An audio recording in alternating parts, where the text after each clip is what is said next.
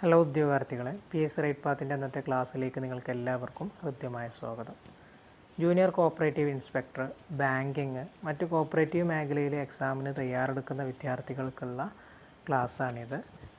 നേരത്തെ ഇതിന് തൊട്ട് മുമ്പത്തെ ഒരു ക്ലാസ്സിൻ്റെ ബാക്കി ഭാഗമാണ് ഈ ക്ലാസ്. തീർച്ചയായിട്ടും ഇതിന് തൊട്ട് മുമ്പത്തെ ക്ലാസ് കൂടി കാണാത്തവർ ഉണ്ടെങ്കിൽ ഡിസ്ക്രിപ്ഷൻ ബോക്സിൽ പോയാൽ അതിൻ്റെ ലിങ്ക് കിട്ടും. അഥവാ Indian commercial banking post liberalisation എന്ന് പറയുന്ന ആ ഒരു ഭാഗത്തിൻ്റെ രണ്ടാമത്തെ ഭാഗമാണ്. ഈ രണ്ട് ഭാഗത്തോട് കൂടിയിട്ട് നമുക്ക് ഈ ഒരു ടോപ്പിക് ഇവിടെ അവസാനിപ്പിക്കാം. അപ്പോൾ ഈ ഒരു ടോപ്പിക്കിൽ നമ്മൾ കൈകാര്യം ചെയ്യുന്ന വിഷയങ്ങളെന്ന് പറയുന്നത് ലോക്കൽ ഏരിയ ബാങ്ക്സ്, അതുപോലെ ഡിഫറൻഷ്യേറ്റഡ് ബാങ്ക്സ്, അതിൽ പേയ്മെൻറ്റ്, സ്മാൾ ഫിനാൻസ് ബാങ്കുകൾ, പിന്നെ ഫിനാൻഷ്യൽ ഇൻക്ലൂഷൻ എന്ന ഭാഗങ്ങളാണ് നമ്മളിവിടെ കൈകാര്യം ചെയ്യുന്നത്. ഈ വീഡിയോ കാണുന്നവർ തീർച്ചയായിട്ടും താഴെ കൊടുത്തിരിക്കുന്ന 7 ചോദ്യങ്ങളൊന്ന് എഴുതിയെടുക്കുക കേട്ടോ. കാരണം നിങ്ങൾക്ക് ഈ വീഡിയോ വ്യക്തമായി മനസ്സിലാക്കാനും നിങ്ങളുടെ ശ്രദ്ധ ഇതിലുണ്ടാകാനും വേണ്ടിയിട്ടാണ് ഈ ഒരു ചോദ്യങ്ങൾ കൊടുത്തിട്ടുള്ളൊരു ഹോംവർക്ക് പോലെ. ഇതിൻ്റെയൊക്കെ ആൻസേഴ്സ് വീഡിയോയിലൂടെ പറഞ്ഞു പോകുന്നുണ്ട്. അപ്പോൾ അതൊന്ന് അടയാളപ്പെടുത്തുക. എന്നിട്ട് ആ ഉത്തരങ്ങൾ എന്ത് ചെയ്യുക, യൂട്യൂബിൽ കമൻറ്റ് ബോക്സിൽ രേഖപ്പെടുത്തുക കേട്ടോ. അപ്പോൾ ഇതാണ് നിങ്ങൾക്ക് ഇന്നത്തെ ഹോംവർക്ക് എന്ന് പറയുന്നത്. ചോദ്യങ്ങൾ ഇവയാണ്. ക്യാപിറ്റൽ ലോക്കൽ ഏരിയ ബാങ്ക് സ്ഥിതി ചെയ്യുന്നത് എവിടെയാണ്? അതുപോലെ തന്നെ ലോക്കൽ ഏരിയ ബാങ്കുകൾ RBIയുടെ ഏത് ഷെഡ്യൂളിലാണ് പറയുന്നത്? ഉഷാ തൊറാട്ട് കമ്മിറ്റി ഏതുമായി ബന്ധപ്പെട്ടതാണ്? അതുപോലെ തന്നെ പ്രൊമോട്ടേഴ്സ്, പേയ്മെൻറ്റ് ബാങ്കിൻ്റെ പ്രൊമോട്ടേഴ്സ് മിനിമം എത്ര ഷെയർ ക്യാപിറ്റൽ എത്ര വർഷത്തേക്ക് സൂക്ഷിച്ച് വെക്കണം? അതുപോലെ തന്നെ ഇന്ത്യൻ ഡിപ്പാർട്ട്മെൻറ്റ് ഓഫ് പോസ്റ്റ് എന്ന് പറയുന്നത് സ്മാൾ ഫിനാൻസ് ബാങ്കിൻ്റെ ഉദാഹരണമാണ് എന്നാണ് പറയുന്നത്, ശരിയാണോ? അതുപോലെ തന്നെ താഴെ പറയുന്ന dash is the delivery of banking service at an affordable cost of vast sections of disadvantaged and low income group. അപ്പോൾ അവിടെ വിട്ടുപോയിട്ടുണ്ട്, അവിടെ എന്താണ് പൂരിപ്പിക്കേണ്ടതെന്ന് നോക്കുക. 7 payment bank can issue ATM card, അഥവാ പേയ്മെൻറ്റ് ബാങ്ക് എന്ത് ചെയ്യുന്നുണ്ട്, ATM കാർഡ് ഇഷ്യൂ ചെയ്യുന്നുണ്ട്. Is it true? അത് ശരിയാണോ? ഇതാണ് നിങ്ങൾക്ക് ഇന്നത്തെ ക്വസ്റ്റ്യൻസ് എന്ന് പറയുന്നത്. അടുത്ത 5-മത്തെയും 6-മത്തെയും ചോദ്യം എന്ന് പറയുന്നത് ഞാൻ നേരത്തെ നിങ്ങൾക്ക് സിലബസിൽ കാണിച്ചു തന്നിട്ടുള്ള ലോക്കൽ ഏരിയ ബാങ്ക്സിനെ കുറിച്ചിട്ടുള്ള ചോദ്യങ്ങളാണ്. അതിനനുബന്ധമായിട്ടുള്ള കുറച്ച് കാര്യങ്ങൾ ഞാൻ പറഞ്ഞു തരുന്നുണ്ട്, അപ്പോൾ അതുകൂടി മനസ്സിലാക്കുക. എന്താണ് 5-മത്തെ ചോദ്യം? What is the minimum startup capital fixed for local area capital bank? Local area capital ബാങ്കിൽ മിനിമം സ്റ്റാർട്ടപ്പ് ക്യാപിറ്റൽ എന്ന് പറയുന്നത് 5 crore കേട്ടോ. ഒരു ലോക്കൽ ഏരിയ ബാങ്കിന് 5 crore മിനിമം സ്റ്റാർട്ടപ്പ് ക്യാപിറ്റൽ എന്ന് പറയുന്നത്. ഇനി അതിനെക്കുറിച്ച് മനസ്സിലാക്കാനുള്ള ചോദ്യങ്ങളാണ് ഞാൻ ചോദ്യരൂപത്തിൽ പറയുന്നു എന്ന് മാത്രമേ ഉള്ളൂ, മനസ്സിലാക്കണം. അപ്പോൾ 5 crore അതിൻ്റെ മിനിമം ക്യാപിറ്റൽ എന്ന് പറയുന്നത്. അതുപോലെ വളരെ ഇമ്പോർട്ടൻ്റ് ആയിട്ടുള്ള ഈ മേഖലയിലെ ചോദ്യമാണ്, നമ്മളെ തെറ്റിക്കുന്നൊരു ചോദ്യം കൂടിയാണ് അറിഞ്ഞിരുന്നിട്ടില്ലെങ്കിൽ. Under which act the lab local area bank are registered? അവിടെ കുറേ ആക്റ്റുകൾ പറയുന്നുണ്ട്. ബാങ്കിങ് റെഗുലേഷൻ ആക്ട് പറയുന്നുണ്ട്, കമ്പനീസ് ആക്ട് പറയുന്നുണ്ട്, RBI ആക്ട് പറയുന്നുണ്ട്. ഇതിൻ്റെ ഏത് ആക്റ്റിലാണ് ലോക്കൽ ഏരിയ ബാങ്ക് രജിസ്റ്റേർഡ് ചെയ്യേണ്ടത് എന്നുള്ള ചോദ്യമാണ്. കറക്റ്റ് ആൻസർ എന്ന് പറയുന്നത് കമ്പനീസ് ആക്ട് പ്രകാരമാണ് ലോക്കൽ ഏരിയ ബാങ്ക് രജിസ്റ്റേർഡ് ചെയ്യേണ്ടത്. പക്ഷേ ബാങ്കിങ് റെഗുലേഷൻ ആക്ട് 1949 പ്രകാരം അതിന് ലൈസൻസ് എടുക്കുകയും വേണം.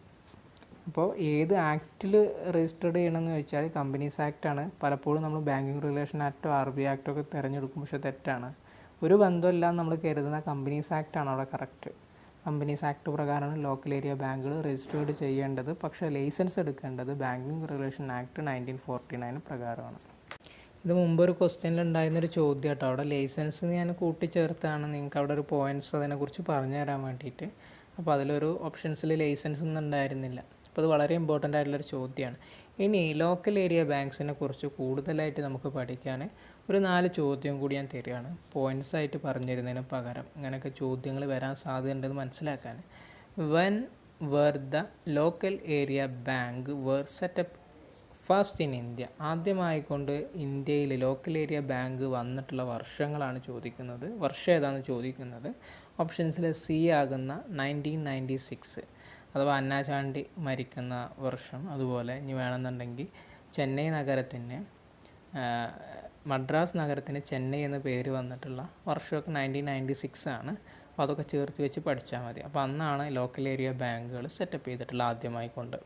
ഇനി അടുത്ത എക്സ്ട്രാ മറ്റൊരു പോയിൻ്റ് എന്ന് പറയുന്നത് what the type of bank is local area bank? Local area bank എന്ന് പറയുന്നത് താഴെ പറയുന്ന ഏത് തരത്തിലുള്ള ബാങ്കാണ്? Scheduled, non scheduled, unscheduled banks. ഇതിൽ ഏത് ബാങ്കിൽ പെട്ടതാണ്? കറക്റ്റ് ആൻസർ എന്ന് പറയുന്നത് നോൺ ഷെഡ്യൂൾഡ് ബാങ്കിൽ പെട്ടതാണ്. they are eligible to be included in the second schedule of RBI Act 1934. അഥവാ RBI Act 1934 രണ്ടാമത്തെ ഷെഡ്യൂളിൽ വരുന്ന കാര്യമാണ് ലോക്കൽ ഏരിയ ബാങ്ക് എന്ന് പറയുന്നത്. ആ ഷെഡ്യൂൾ എന്ന് പറയുന്നതാണ് എലിജിബിലിറ്റി ക്രൈറ്റീരിയ ഓഫ് RBI എന്നുള്ളതാണ് അതിൻ്റെ ഷെഡ്യൂൾ എന്ന് പറയുന്നത്. അതിൻ്റെ കീഴിൽ വരുന്നതാണ് ലോക്കൽ ഏരിയ ബാങ്ക്സ് എന്ന് പറയുന്നത്. ഈ മറ്റൊരു പോയിൻ്റ് എന്ന് പറയുന്നത് with which bank south Gujarat local area bank limited was merged in 2004. 2004 south Gujarat local area bank merge ചെയ്തത് താഴെ പറയുന്ന ഏത് ബാങ്കുമായിട്ടാണ് ചോദ്യം. താഴെ പറയുന്നതിൽ പഞ്ചാബ് ഉണ്ട്, അതുപോലെ സ്റ്റേറ്റ് ബാങ്ക് ഓഫ് ഇന്ത്യ ഉണ്ട്, ബറോഡ ഉണ്ട്, സിൻഡിക്കേറ്റ് ഉണ്ട്. ഇതിൽ കറക്റ്റ് ആൻസർ ബാങ്ക് ഓഫ് ബറോഡയാണ്. കാരണം അവർക്ക് RBI നിർദ്ദേശിച്ച CRRഉം SLRഉം മെയിൻറ്റെയിൻ ചെയ്ത് കൊണ്ടുപോകാൻ കഴിയാത്തതിൻ്റെ അടിസ്ഥാനത്തിലാണ് ഈ ഒരു ബാങ്ക് എന്ത് ചെയ്യുന്നത്, ബാങ്ക് ഓഫ് ബറോഡയിൽ south Gujarat local area bank of ബറോഡയിലേക്ക് മെർജ് ചെയ്തിട്ടുണ്ടായിരുന്നത് 2004. ഇനി അടുത്തൊരു പോയിൻ്റ് എന്ന് പറയുന്നത് which is the smallest local area banks in India. താഴെ പറയുന്നതിൽ ഏതാണ് ഏറ്റവും സ്മോളസ്റ്റ് ആയിട്ടുള്ള ലോക്കൽ ഏരിയ ബാങ്ക് എന്ന് പറയുന്നത്.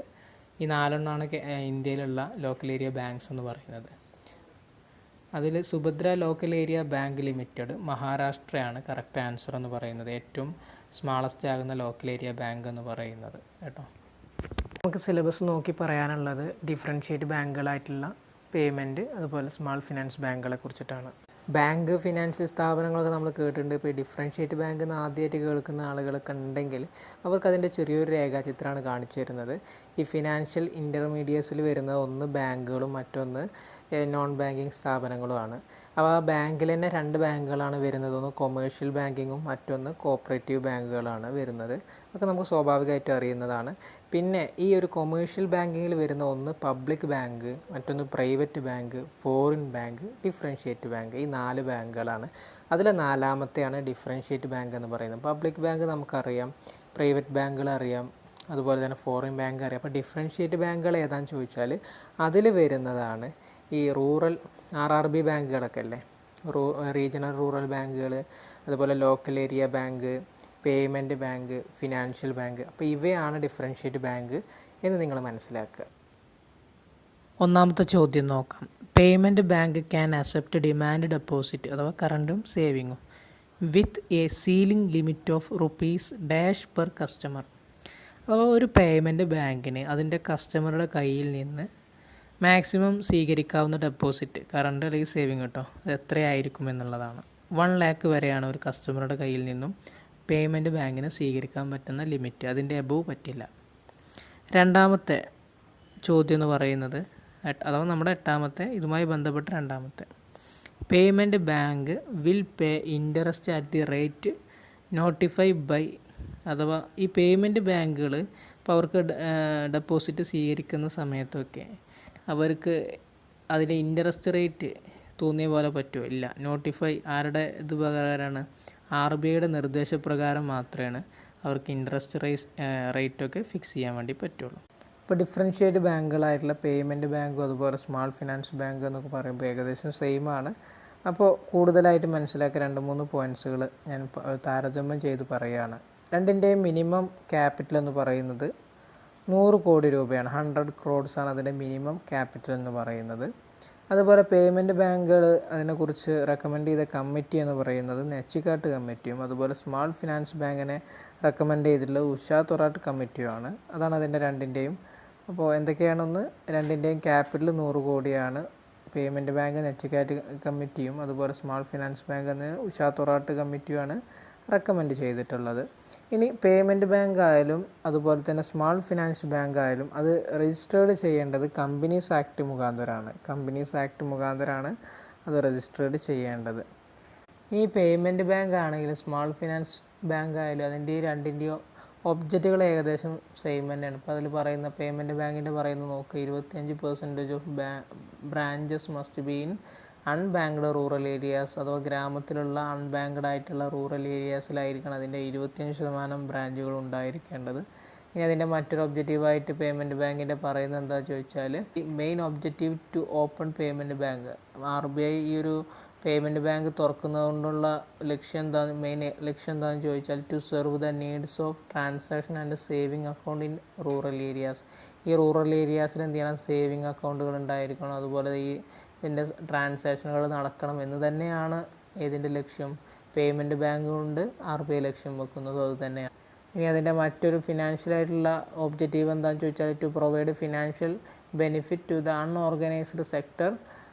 അൺഓർഗനൈസ്ഡ് സെക്ടേഴ്സിന് എന്ത് ചെയ്യാം, ഫിനാൻഷ്യൽ ബെനിഫിറ്റ് കൊടുക്കുക. അതുപോലെ മൈഗ്രൻ്റ് ലേബർ ഫോഴ്സ്, കുടിയേറ്റ തൊഴിലാളികൾക്കും അതുപോലെ സ്മാൾ ബിസിനസ്മാൻ, ചെറുകിട ബിസിനസ്മാനും എന്ത് ചെയ്യാം, ഫിനാൻഷ്യൽ ബെനിഫിറ്റ് കൊടുക്കുക എന്നൊക്കെ പറയുന്നത് തന്നെയാണ് ഈ പേയ്മെൻറ്റ് ബാങ്കുകളുടെ ലക്ഷ്യം എന്ന് പറയുന്നത്. ഇനി ഇപ്പുറത്ത് നോക്കിയാലും അതുപോലെ തന്നെ നമുക്ക് കാണാൻ പറ്റുക ഇതിന് സ്മാൾ ഫിനാൻസ് ബാങ്കുകൾ എങ്ങനെയാണ് അതിൻ്റെ ക്രെഡിറ്റുകൾ സപ്ലൈ ചെയ്യേണ്ടതെന്ന് വെച്ചാൽ സ്മാൾ ബിസിനസ് യൂണിറ്റിനാണ് കൊടുക്കേണ്ടത്. അതുപോലെ സ്മാൾ ആൻഡ് മാർജിനൽ ഫാമേഴ്സ്, ഈ ഫാർമർമാർ താഴ്ന്ന അല്ലെങ്കിൽ ഒരു സാധാരണ ലെവലിലുള്ള ഫാമേഴ്സിന് എന്ത് ചെയ്യണം, അതിൻ്റെ ക്രെഡിറ്റുകൾ സപ്ലൈ ചെയ്ത് കൊടുക്കണം, അതാണ് അവരുടെ ലക്ഷ്യം. അതുപോലെ മൈക്രോ ആൻഡ് സ്മാൾ ഇൻഡസ്ട്രീസ്, ചെറുകിട ഇൻഡസ്ട്രീസിന് എന്ത് ചെയ്യണം, ഫിനാൻസ് ക്രെഡിറ്റ് ചെയ്ത് കൊടുക്കണം.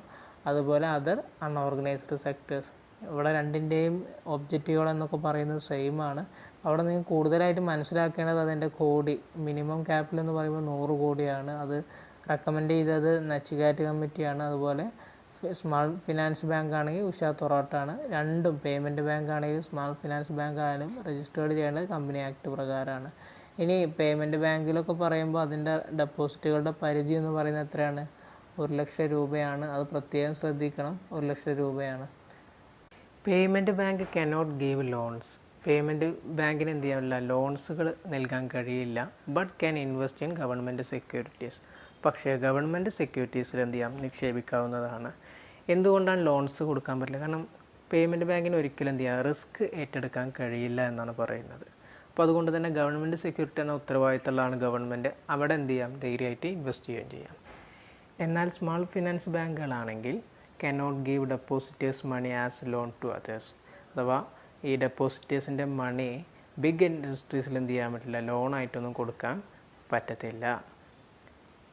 അതുപോലെ payment bank can take deposit only current saving accounts. Payment ബാങ്കുകൾക്ക് എന്ത് ചെയ്യാൻ പറ്റും, കറണ്ടും സേവിങ്ങുകളും മാത്രം ഡെപ്പോസിറ്റായിട്ട് സ്വീകരിക്കാൻ പറ്റും. അത് തന്നെ thus cannot offer credit card offer ചെയ്യാൻ പറ്റില്ല, NRI അക്കൗണ്ട് എടുക്കാൻ പറ്റില്ല, ടൈം ഡെപ്പോസിറ്റേഴ്സ് അല്ല, ഫിക്സ്ഡ് അതുപോലെ റെക്കറിങ് ഡെപ്പോസിറ്റ് ഒന്നും എടുക്കാൻ പറ്റില്ല. എന്നാൽ സ്മാൾ ഫിനാൻസ് ബാങ്കുകളാണെങ്കിൽ can accept all type of deposit like commercial ബാങ്കുകൾ സ്വീകരിക്കുന്ന എല്ലാ തരത്തിലുള്ള ഡെപ്പോസിറ്റുകളും ഇവർക്ക് സ്വീകരിക്കാം. സേവിങ്, കറണ്ട് അതുപോലെ റിക്കറിങ് ഒക്കെ എന്ത് ചെയ്യാം, എടുക്കാവുന്നതാണ്. ഇനി പേയ്മെൻറ്റ് ബാങ്കുകളുടെ കാര്യം നോക്കുകയാണെങ്കിൽ Indian post, telecom companies can apply for licence. Indian പോസ്റ്റിനും അതുപോലെ ടെലിഫോൺ കമ്പനീസിനും എന്ത് ചെയ്യാൻ പറ്റുള്ളൂ, ലൈസൻസിന് അപ്ലൈ ചെയ്യാൻ പറ്റുള്ളൂ. എന്നാൽ സ്മാൾ ഫിനാൻസ് ബാങ്കിൻ്റെ കേസിലാണെങ്കിൽ any individual with 10 years experience in banking, 10 വർഷമായിട്ട് ബാങ്കിങ്ങിൻ്റെ കേസിൽ എക്സ്പീരിയൻസ് ഉള്ള ആളുകൾക്കാണെങ്കിൽ ക്യാൻ അപ്ലൈ ഫോർ ലൈസൻസിന് വേണ്ടി എന്ത് ചെയ്യും, അപ്ലൈ ചെയ്യാൻ പറ്റും. ഇനി ടാർഗറ്റ് ഓഫ് പേയ്മെൻറ്റ് ബാങ്ക് എന്ന് പറയുമ്പോൾ പൂറായിട്ടുള്ള പീപ്പിൾസാണ്. രണ്ടും ഏകദേശം സെയിം തന്നെ കേട്ടോ. ടാർഗറ്റ് ഓഫ് സ്മാൾ ഫിനാൻസ് ബാങ്കുകളാണെങ്കിൽ അവരുടെ ടാർഗറ്റ് എന്ന് പറയുന്നത് മൈക്രോ, സ്മാൾ, മീഡിയം എൻ്റർപ്രൈസ് അതുപോലെ ബിസിനസ്മാൻ, ഇവരെയാണ് അവർ ടാർഗറ്റ് ചെയ്യുന്നതെന്ന് പറയുന്നത്. ഇനി പേയ്മെൻറ്റ് ബാങ്കിൻ്റെ കേസിലാണെങ്കിൽ promoters of the payment banks are required to hold minimum limit of 40% paid up equity capital for the 5 years. അഥവാ പേയ്മെൻറ്റ് ബാങ്കിൻ്റെ പ്രൊമോട്ടർമാർ ആദ്യത്തെ 5 വർഷത്തേക്ക് അവരുടെ കയ്യിൽ minimum 40% paid up equity capital എന്ത് ചെയ്യണം, കൈവശം വെക്കേണ്ടതുണ്ട് എന്നാണ് പറയുന്നത്. ഇനി മറ്റൊന്ന് പേയ്മെൻറ്റ് ബാങ്കിനെ കുറിച്ച് പറയുന്നത് FDI അഥവാ foreign direct investment allowed in payment bank 74%, 74% investment എന്ത് ചെയ്യും, അലോ ചെയ്യുന്നുണ്ടെന്നാണ് പറയുന്നത്. ഇനി മറ്റൊന്ന് പേയ്മെൻറ്റ് ബാങ്കിനെ കുറിച്ചിട്ട് പറയുന്നത് പേയ്മെൻറ്റ് ബാങ്കിന് ഇഷ്യൂ ചെയ്യാൻ പറ്റാത്തത് എന്തൊക്കെയെന്നാണ്. They cannot issue credit card issue ചെയ്യാൻ പറ്റില്ല. ഗ്രാൻഡ് ലോൺ കൊടുക്കാൻ, അതായത് ലോൺ കൊടുക്കാൻ പറ്റില്ല. പിന്നെ they cannot accept demand deposit above 1 lakh, 1 ലക്ഷത്തിൻ്റെ മുകളിൽ എന്ത് ചെയ്യാൻ പറ്റില്ല, ഡെപ്പോസിറ്റുകൾ സ്വീകരിക്കാൻ പറ്റില്ല. ഇനി പേയ്മെൻറ്റ് ബാങ്കിന് ചെയ്യാൻ പറ്റുന്ന കാര്യങ്ങളാണ് പറയുന്നത്. They can offer payment service, remittance service. Payment സർവീസും റെമിറ്റൻ്റ് സർവീസും ഒക്കെ ഓഫർ ചെയ്യാൻ പറ്റും. അതുപോലെ they can sell mutual fund product. Mutual fund product എന്ത് ചെയ്യാം, വിൽക്കാൻ പറ്റും. They can issue ATM, debit card. Debit കാർഡും ATM കൊടുക്കാൻ പറ്റും, പക്ഷേ ക്രെഡിറ്റ് കാർഡ് പറ്റില്ല, അവിടെ ഓർത്ത് വെക്കുക. ഇനി താഴത്ത് കുറച്ച് പേയ്മെൻറ്റ് ബാങ്കുകളും അതുപോലെ തന്നെ സ്മാൾ ഫിനാൻസ് ബാങ്കുകളാണ് പറയുന്നത്. RBIക്ക് 41 പേയ്മെൻറ്റ് ബാങ്കുകളുടെ ആപ്ലിക്കേഷൻ കിട്ടിയില്ല. അപ്രൂവ്ഡ് ചെയ്തതും ആ ഓരോ ബാങ്കുകളെ കുറിച്ച് പറയുമ്പോൾ ഇന്ന് ആക്റ്റീവ് ഉണ്ടെങ്കിൽ ആക്റ്റീവ് ഉണ്ടെന്ന് പറയും, ചിലർ ഡിസ്കണ്ടിന്യൂ ചെയ്ത് പോയിട്ടുണ്ട്, പേര് മാറിയതൊക്കെ ഉണ്ട്, താഴത്ത് വരുന്നുണ്ട്, അത് നിങ്ങൾക്കപ്പോൾ മനസ്സിലാകും. ഇതിനി അതിനെക്കുറിച്ച് എന്തെങ്കിലും ഒരു ക്വസ്റ്റ്യൻ വരികയാണെങ്കിൽ ഒന്ന് അറിഞ്ഞിരിക്കാൻ വേണ്ടിയിട്ടാണ്, ഏതൊക്കെയെന്നുള്ള ചെറിയൊരു ഐഡിയ നിങ്ങൾക്കൊന്ന് കേട്ട് പരിചയം ഉണ്ടാക്കാൻ വേണ്ടിയിട്ടാണ് ഞാനതവിടെ കൊടുത്തിട്ടുള്ളത്. ജസ്റ്റ് ഒന്ന് പെട്ടെന്ന് കേട്ട് പോയാൽ മതി. ഒന്നാമത്തെ എന്ന് പറയുന്ന ആദിത്യ ബിർള ന്യൂവോ ലിമിറ്റഡ്, ഇന്നത് അവരെന്ത് ചെയ്തിട്ടുണ്ട്, അവരുടെ ആ ഒരു ലൈസൻസ് അവർ ഡിസ്കണ്ടിന്യൂഡ് ചെയ്തിട്ടുണ്ട്. മറ്റൊന്ന് എയർടെൽ കൊമേഴ്സ് സർവീസ് ലിമിറ്റഡ്, അത് ഇന്നും ആക്റ്റീവായിട്ട് നിലനിൽക്കുന്ന ഒന്ന് തന്നെയാണ്. ഇന്ന് ചോളമണ്ഡലം ഡിസ്ട്രിബ്യൂഷൻ സർവീസ് ലിമിറ്റഡ്, അവരെന്ത് ചെയ്യുന്നുണ്ട്, അവരുടെ ലൈസൻസ് സറണ്ടർ ചെയ്ത് കൊടുത്തിട്ടുണ്ട്, അഥവാ ഇന്നത് പ്രവർത്തിക്കുന്നില്ല. മറ്റൊന്ന് ഇന്ത്യൻ പോസ്റ്റാണ്, അത് ഇന്നും ആക്റ്റീവായിട്ട് നിലനിൽക്കുന്നുണ്ട്. മറ്റൊന്ന് ഫിനോ പേടെക് ലിമിറ്റഡ് ആണ്, അത് ഇന്നും ആക്റ്റീവാണ്, നിങ്ങൾക്കൊക്കെ പെട്രോൾ പമ്പിലൊക്കെ പോകുമ്പോൾ കാണാൻ പറ്റുന്ന ഒന്ന് തന്നെയാണ്. അപ്പോൾ ഇന്നും ആക്റ്റീവായിട്ട് നിലനിൽക്കുന്ന ഒരു പേയ്മെൻറ്റ് ബാങ്കാണ്. മറ്റൊന്ന് SNDL എന്ന് പറയും, അഥവാ നാഷണൽ സെക്യൂരിറ്റീസ് ഡെപ്പോസിറ്ററി ലിമിറ്റഡ് എന്ന് പറയും, ഇന്നും ആക്റ്റീവായിട്ടുള്ള ഒന്ന് തന്നെയാണ്. മറ്റൊന്ന് ജിയോയുടെ പേയ്മെൻറ്റ് ബാങ്ക്, അത് ഇന്നും ഉണ്ട്. ഫസ്റ്റ് അതിൻ്റെ പേര് റിലയൻസ് ഇൻഡസ്ട്രീസ് ലിമിറ്റഡ് എന്നായിരുന്നു, ഇന്നതിൻ്റെ പേര് ജിയോ പേയ്മെൻറ്റ് ബാങ്ക് എന്നാക്കിയിട്ടുണ്ട്, അപ്പോൾ അതൊന്നുള്ളത് തന്നെയാണ്. മറ്റൊന്ന് ശ്രീ ദിലീപ് ശാന്തിയൽ സാഗവി. മറ്റൊന്നാണ് PayTM, അത് ഇന്ന് ആക്റ്റീവായിട്ടുള്ള ഒന്ന് തന്നെയാണ്. ടെക് മഹീന്ദ്ര ലിമിറ്റഡ്, അത് ഇന്ന് എന്ത് ചെയ്തിട്ടുണ്ട്, അവരുടെ ലൈസൻസ് അവർ സറണ്ടർ ചെയ്ത് പോയിട്ടുണ്ട്. മറ്റൊന്ന് വോഡോഫോൺ എംപൈസ ലിമിറ്റഡ് എന്നിങ്ങനെയുള്ളതാണ് ഈ പേയ്മെൻറ്റ് ബാങ്കുകൾ എന്ന് പറയുന്നത്. ജസ്റ്റ് ഒന്ന് ഇങ്ങനെ കേട്ടുപോയാൽ മതി. ഇനി കുറച്ച് സ്മാൾ ഫിനാൻസ് ബാങ്കുകൾ ഏതൊക്കെയാണെന്ന് നോക്കാം. ഉജ്ജീവൻ സ്മാൾ ഫിനാൻസ് ബാങ്ക് ബാംഗ്ലൂരുള്ളതാണ്. മറ്റൊന്ന് ജന സ്മാൾ ഫിനാൻസ് ബാങ്ക്, അതും ബാംഗ്ലൂർ തന്നെയാണ്. AU സ്മാൾ ഫിനാൻസ് ബാങ്ക് ജയ്പൂരുണ്ട്. Capital small finance bank Jalandhar, അതുപോലെ north east small finance bank Guwahati. ഇങ്ങനെ കുറച്ച് ബാങ്കുകളാണുള്ളത്. ജസ്റ്റ് ഒന്ന് അറിഞ്ഞിരിക്കുക ഏതൊക്കെയാണെന്ന് നിങ്ങളുടെ ഒരു അറിവിലേക്ക് തരാൻ വേണ്ടിയിട്ടാണ് ഞാനിത് പറഞ്ഞിട്ടുള്ളത്. ഇനി നമുക്ക് സംസാരിക്കാനുള്ള ലാസ്റ്റ് ടോപ്പിക് എന്ന് പറയുന്നത് ഫിനാൻഷ്യൽ ഇൻക്ലൂഷനാണ് കേട്ടോ. അതിൽ RBI എന്ന് പറയുന്നതും നബാർഡ് എന്ന് പറയുന്നതൊക്കെ നമ്മൾ വിശദമായിക്കൊണ്ട്, അതുപോലെ കൊമേഴ്ഷ്യൽ ബാങ്കിനെ കുറിച്ച് വിശദമായിട്ട് എന്ത് ചെയ്തിട്ടുണ്ട്, മുമ്പത്തെ ക്ലാസ്സുകളിൽ പറഞ്ഞതുകൊണ്ട് ഇവിടെ ഞാനത് എന്ത് ചെയ്യുന്നില്ല, ആവർത്തിക്കുന്നില്ല. ജസ്റ്റ് ഫിനാൻഷ്യൽ ഇൻക്ലൂഷനെ കുറിച്ചൊന്ന് പറഞ്ഞ് ചെറിയൊരു ചോദ്യവും പറഞ്ഞ് നമുക്ക് ഇന്നത്തെ ക്ലാസ് ഇവിടെ വൈൻഡപ്പ് ചെയ്യേണ്ടതുണ്ട്. ചോദ്യം ഇതാണ്, which of the following is not a challenge to financial inclusion. താഴെ പറയുന്നതിൽ ഏതാണ് ഫിനാൻഷ്യൽ ഇൻക്ലൂഷൻ്റെ ചാലഞ്ചിൽ പെടാത്തത് എന്നാണ് നമ്മളോട് ചോദിച്ചിട്ടുള്ളത്. എന്താണ് ഫിനാൻഷ്യൽ ഇൻക്ലൂഷൻ എന്ന ശേഷം പറയുന്നുണ്ട്, അപ്പോൾ നിങ്ങൾക്ക് ആ ചോദ്യം അപ്പോഴാണ് ശരിക്കും മനസ്സിലാകുക അറിയാത്തവർക്ക്. ഒന്നാമത്തെ ഓപ്ഷൻ ഇതാണ്, poor infrastructure and telecom connectivity in rural areas.